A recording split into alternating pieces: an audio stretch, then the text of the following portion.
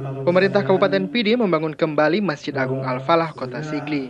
Peletakan batu pertama pembangunan masjid ini dilakukan oleh ulama Aceh Abu Usman Kutakrung dan Bupati Pidi Sarjani Abdullah di hadapan ratusan tokoh masyarakat setempat.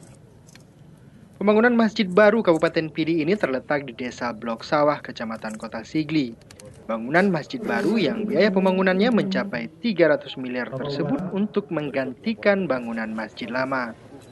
Dalam sambutannya, Bupati Pidi Sarjani Abdullah menyebutkan pembangunan masjid baru tersebut merupakan harapan masyarakat sejak lama dan baru direalisasi saat ini. Menurut Sarjani, dirinya bersama Wakil Bupati M. Iriawan terus berusaha menjalankan amanah yang telah diemban untuk membangun Kabupaten Pidi. Sarjani juga mengharapkan kontribusi para tokoh masyarakat Pidi yang berada di luar daerah untuk membangun daerahnya.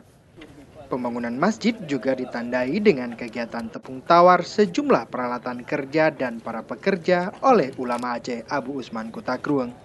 Dari Kabupaten Pidi, Ilham melaporkan untuk Aceh Video.